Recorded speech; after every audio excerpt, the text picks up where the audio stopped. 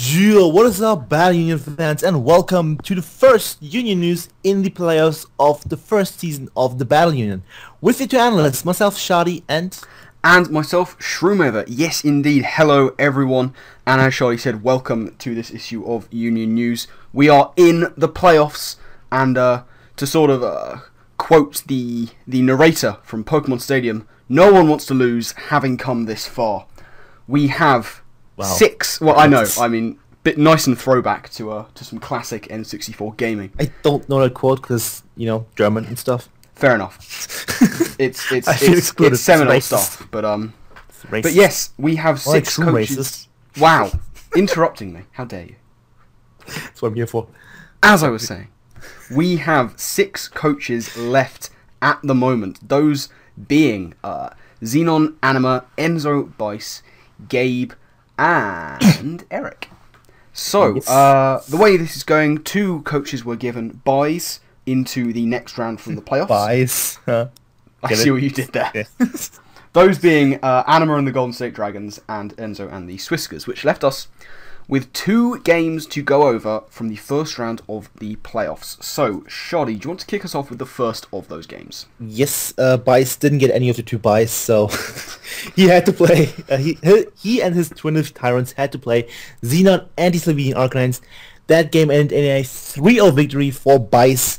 Very interesting game. Once again, Xenon just decided to bring the exact same team as in their first match, which is very interesting. Which is a tactic that has worked before. I swear I can speak. I can speak.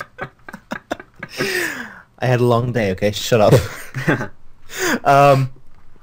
Which is it's interesting. But Bice, however, completely changed up his team, keeping only 3 of his mons, and preparing a lot for ye old Keldea, which caused him so many troubles in the first game. He did it very, very well. I'm very happy with that. He did a very good job at that. Only there's one play I didn't like on Bice's part, which was going for protect against the Keldeo, because Keldeo can very well be a Subcombine variant, but as it was just a Scarf variant we had seen in the first game. I just want to quote Bice real quick. I'm just going to go for the safe Hurricane. Safe Hurricane is not a thing. And it missed on that turn, unfortunately. But yeah, there are a couple of things on Xenon's part I did not like. First up, he switched in Gastron into Conkeldurr, which Conk takes on Gastron 10 times out of 10. And then he went for Toxic on it, which made Conkeldurr like way more of a threat than it ever should have been. Because Guts Boost Conkeldurr is a fucking problem and a half. Another play I didn't agree with was staying in with his Scarfed Keldeo on Tornadus. He said that Bice was risking something there on a turn going for Hurricane. However, he was the one risking his big threat to Bice's team, or his biggest threat probably. So I don't agree with that play. He went for Hydro on the first turn as Tornadus switched in, did under half, and just stayed in with another one. Luckily for him, Hurricane missed. But yeah, that's basically it. Bice played a good game. Xenon didn't play badly at all. It's just these 2 things that... The first one pretty much was a huge issue in this game. A Guts Boost Conkeldurr as a threat. Other than that, he also played a really good game. Very fun to watch this one. Definitely. Yeah, absolutely. I mean, Xenon bringing the same team as he brought last time. Actually, I quite liked that from Xenon, because the last time these 2 played, of course, Xenon came away with a 4-0 victory. So that instantly puts the pressure onto Bice, seeing the exact same team. He's got that doubt in his mind where he's going, hang on, last time I faced this team I lost 4-0. I need to change things up. I need to have made a better decision with my team building, otherwise the same thing is going to happen. And I was looking at Bice's team, I saw the slight electric weakness that he had going on with his 2 flying types and others who didn't want to take hits from Electros particularly. You know, you mentioned sort of giving Conk the Guts Boost with Toxic, but especially with a mon like Conkeldurr, quite often that's sort of a risk you do have to take, because it's very difficult to take down. It's a bulky sumbitch, and it's not nice to deal with. We do have to mention that Xenon did get quite unlucky with his Electros. That confusion was nasty, because Electros could have been putting in a very nice amount of work against Bice's team. And it also meant that later on, with his unfortunateness, which continued, missing Hydra on for Alligator. What that meant was that he took unnecessary +2 Aquajet damage onto a Keldeo that went down after that to 2 subsequent Grass Knots. Not the most powerful of moves, so whether or not that Aquajet damage mattered, it could well have done. We could have seen Keldeo living on a tiny smidgen of health, and maybe been able to do some work later on. But yeah, you know, Bice took some risks, I thought. You're looking at his top 2 drafts when he first got them, Aegislash and Weavile, none of them here. But he was bringing some really nice stuff, Raichu putting in work. I really like the way he's used Emboar again, defensive with Willow, Head Smash, and Protect for scouting purposes. Very nice set. That Head Smash onto Dragonite was a sight to behold. Really good stuff from him. First the Will-O-Wisp and then a Head Smash on Dragonite, just beautiful, and all the Dragonite fans are just crying. Yeah. I love Dragonite, but damn. And you know, it's not to take anything from Xenon. He played a very nice game. He took some risks. I thought he played Scizor quite riskily, but you know, you're getting to the point where taking risks is almost a necessity if you want to get the upper hand on an opponent.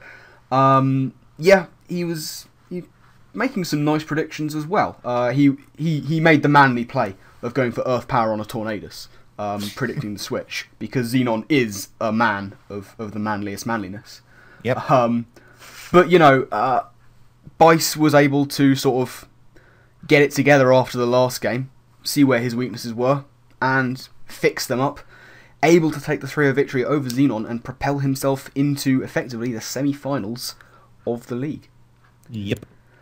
So, with that, we are going to be able to move on to the second game of the first round of the playoffs. That saw Gabe, the bearded wonder himself, and the LA Galaxray taking on Eric, Ashton Akai, and the Bristol City Fletchlings. Now, this ended, in fact, in a 2-0 victory for the LA Galaxray. And interesting team-building decisions on both sides. I actually thought Gabe, as per usual, brought the optimum team. You know, he brought some fantastic stuff. The Amber Pom, which we've already seen him get so much use out of. It has been a massive, kind of underestimated, maybe unexpected MVP for Galaxray. So good to bring that. He got some very good early use out of Rotom H, tricking a Scarf onto Gliscor, getting some nice damage on Crawdaunt. And did I say Gliscor? Yep. Terrible. Honestly, what am I thinking? Gligar. I've got it written down as Gligar. I read Gliscor. I don't know why. But yeah, he tricked the Scarf onto Gligar. Got some nice damage on both Crawdaunt and Tentacruel, which was very nice. On Eric's side, no Chansey, no Mega Ordino. Very interesting decisions. Because, you know, he's got some very nice use out of those ridiculously bulky things. And then we go on to some of his other sets. Can we talk about Natural Gift Water Talonflame? Yes, that made me happy. One-shotting Rotom Heat. A thing of beauty. That was outstanding. I really enjoyed seeing that. Natural Gift is a move that we love seeing get some use out of. Especially in combination with Acrobatics. Yeah, that was really nice to pair it up with that to get the powered up Acrobatics. It's a shame that he wasn't able to utilise that to the potential he would have wanted to, but the idea was stunning. You know, Rotom Heat is a really, really nice switch into Talonflame. Takes its dual stabs incredibly well, and normally Talonflame does not get the coverage to deal with it, unless you're running Natural Gift with, would that be a Pasho Berry? It was some weird berry I never heard of. So Natural Gift? Not Pasho. Either way, the water type Natural Gift was beautiful.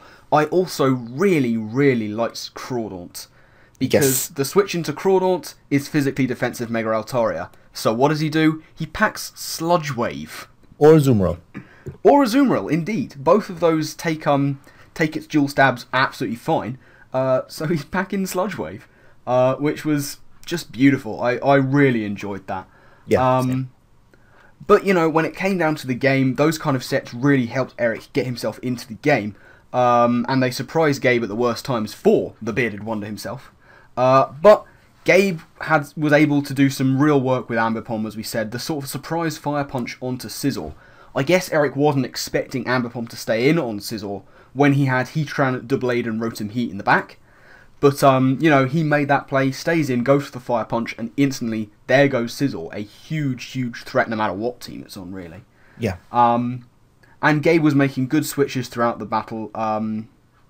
He making, as I say, good switches. Surprised, as we say, by some really nice sets on Eric's side. But unfortunately for Eric, the gimmicks could only get him so far. Gabe really pulling through with the optimum team, the optimum movesets, and yeah, just a really solid game. Yeah. There's not much to say that you didn't already take away from me. You I do what I can. I can't think of. I need to try and protect the listeners from you and your voice and your thoughts. I mean, I can talk forever just without saying anything important, like I'm doing right now. You know, Precisely. Not a problem. But yeah, as you said, Sludge Wave on Crow made me really happy. What I've written down is Sludge Wave Crow a Lemoir. So that tells you how much I approve of that. Well, you're quite a big fan of running Sludge Wave on physical attackers. Was it you who ran that with Crocodile? Sludge Bomb Crocodile for There it Tango. is, yeah. A thing of beauty. Hey Kelly, if you're watching, you're not, but hi, you got fucking destroyed. Anyway, there's just one thing on Eric's part I didn't like, which was staying in with Gligar on Rotom Heat, because if Rotom Heat comes in on your Gligar, it's gonna have HP Ice, or it's gonna go for Trick. 1 and 2, and as happened, it was Trick, which rendered Gligar pretty much useless for a game. Unfortunately, it missed a Toxic as well, which was really unfortunate. But you know, and Gabe he was just gaping around basically. I don't know where that came from. Gaping around. That's just the thing with Gabe. I don't have much to say about him. Every week, he's just doing really, really well, and that's it. Yeah, it's incredible how well his teams are built and how solidly he plays, and it's just nice to watch him play. Basically, agreed. Just put it easy.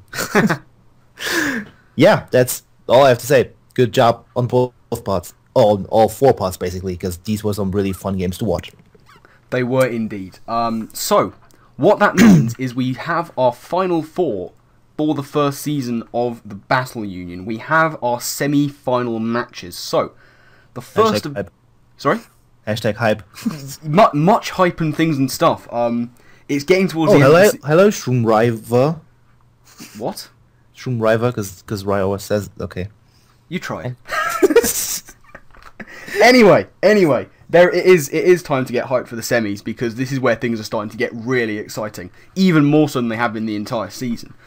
The first game of the semis is going to see Bice and the Twin Leaf Tyrants, currently sitting at a record of 7 and 4 for the season, taking on Anima and the Golden State Dragons, who are sitting at 8 and 2, one less battle, of course, due to the bye through to this stage of the league.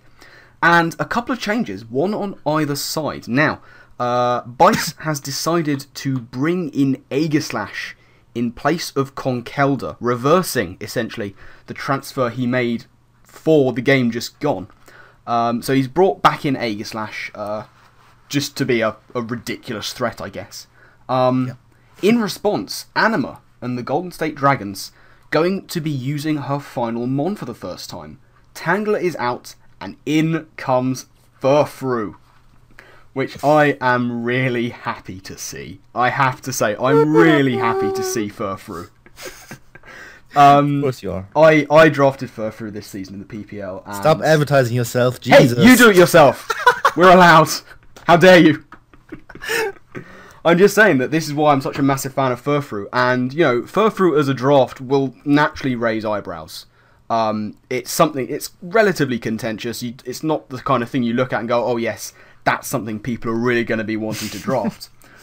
And it hasn't made an appearance this season, and I've been looking forward to the inevitable moment where it does, because I'm a fan of Furfrou as a Mon, and you know, it can tank physical hits. Bice has some big physical hitters. Anima really adding to that powerful bulk that she's got going on, with the likes of Alamamola, Aromatisse, Hippowdon, of course.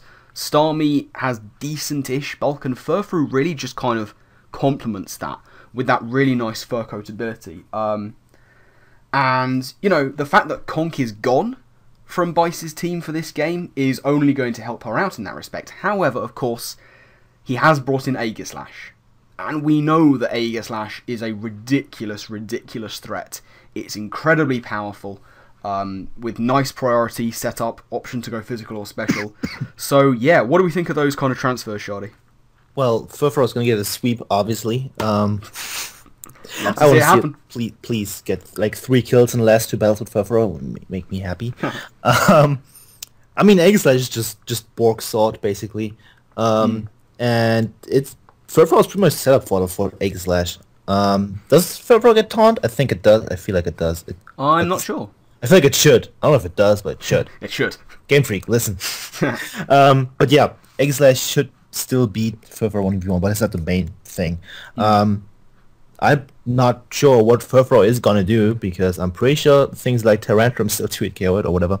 There are a lot of special offensive threats on Bias team as well, and I'm not sure how Furfuro is gonna fit into that. Yeah, but Aegislash, it doesn't much to say. It's an Aegislash. It's gonna do things. Yeah. Yeah, things and stuff. It's important to mention, I think we should say, that this is not going to be the first time that these two teams have met. The last time they did was in week, if I'm not entirely mistaken, week 7. Golden State Dragons took on the Twin Leaf Tyrants. Now, Anima did come out on top in that match with a 2-0 victory over Bice, but as we've seen with this week just gone, Bice is no stranger to overturning those results. Lost to Xenon the week before, came back with a victory this time. Can he do the same again? Only time will tell. Yeah, I'm really excited for this match, not gonna lie. It's going to be such a good game to watch. And you know, speaking of those... I was gonna say that, fuck you! I was going to lead in and go, speaking of those, tell us about the second game, Schady. Stop taking my... You've got to let me finish. I was gonna say that, speaking of good games to watch. I hate you. Yeah, speaking of good games to watch, I'm just gonna do it anyway. We're gonna see Gabriel and the LA Galaxy take on Enzo and the Swiskers. We're gonna see if Gabe can continue to Gabe around, while Enzo is gonna do his Enzo things. This is another really interesting match. No changes here, which is always interesting to note. I'm not sure if both can make trades. I could be wrong. I don't know. I feel like they both have at least one left, but yeah, just I think decided not to. Yeah, interesting matchup. Both of them have had really impressive season, and I'm excited. Yeah, this is going to be a huge one. Both with 7 wins for the season. LA Galaxy, Gabe, they've got 4 losses as opposed to 3, simply as we said, because of the bye situation with Enzo getting through off that bye. These two, another two. Well. Yeah. What's that? They have played as well. I was going to say that. Yeah. Week 5 they played. LA Galaxy coming out with a 3-0 victory in that game. So the legendary Curse Mega Venusaur. That's what it was. Yes. It'll be interesting to see whether Enzo decides to bring that set again. No, don't please, Enzo, don't. If I was a gambling man, I would say he's probably not going to. Yeah. If I was a gambling man, but you know, it's a very interesting matchup. You've got some very powerful mons on either side. Enzo, of course, with the ever-present threat of the likes of Victini and Curem, and we've said that Mega Venusaur. But Gabe is the consummate builder. You know, he's built some fantastic teams. He always seems to know what his opponents are going to bring. So it'll be interesting to see. Power up Skytech, let's go with acrobatics. Ooh. For Mega Venusaur. Oh, I hope so. I hope so. I'd pay for that. It wouldn't surprise me, you know. But at the same time, it wouldn't surprise me if Enzo had something to counteract that. I'm looking down his draft and wondering whether he actually does. But you know, as with the other game, only really time will tell. So those are the semi-finalist games: Bice and the Twin Leaf Tyrants versus Anima and the Golden State Dragons. And in the second match will be Gabe and the LA Galaxy versus Enzo and the Swiskers. So TBU fans, who do you think is going to win these games? Because they are so close to call. Schady, do you have any sort of views on who's going to take these games?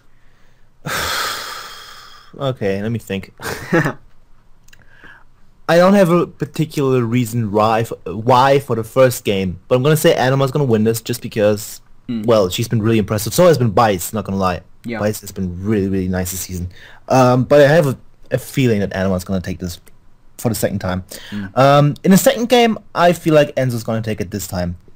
For the sole reason that his building in the first game wasn't optimal. For example, the Mega Venusaur was a mistake on his part. Yeah. It's a team that has things like potential saps, Pergudra, Heatran, and so on and so forth. I feel this time he's going to have a better team build, because he obviously had a bit more time this time as well, just because he could have looked at the team before and stuff and things. And yeah, I feel like he's overall a slightly better matchup in general in this game. But, you know, they're both fantastic players with fantastic drafts, so I'm leaning towards Enzo. Very, very interesting. Give me your opinions. Go. I mean, I have to agree with one of them.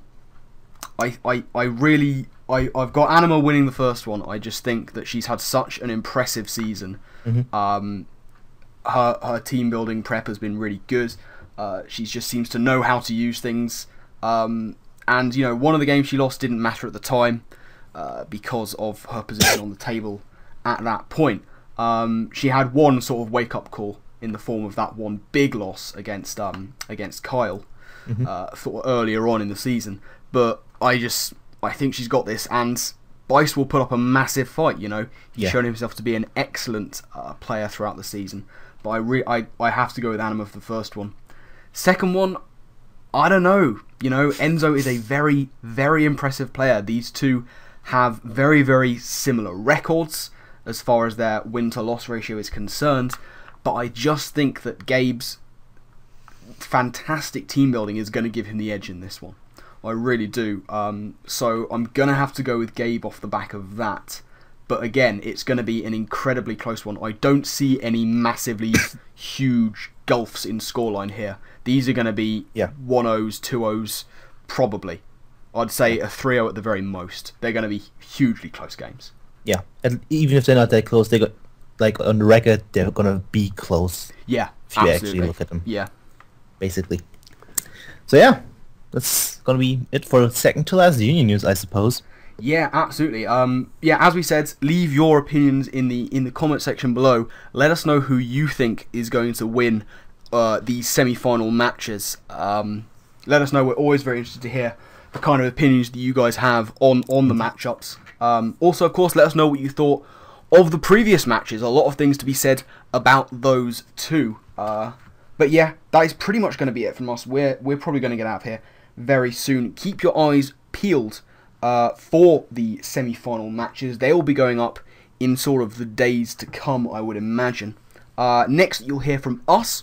Will probably be next week with, as Schady said, the final issue of the Union News, where we talk about the semi-finals and look ahead to the finals. But yeah, that is pretty much going to be it. So any final words to add, Schady? Frito's out, so I can't shit talk him. Fuck. Oh no, you gotta think. Frito, you're out, so you need to get good. So you're gonna. There it is. He'll always find a way. Still got it. Always find a way. Unbelievable. I don't know why I didn't have faith that you'd come up with something. See, I'm the best. But there it is. There it is.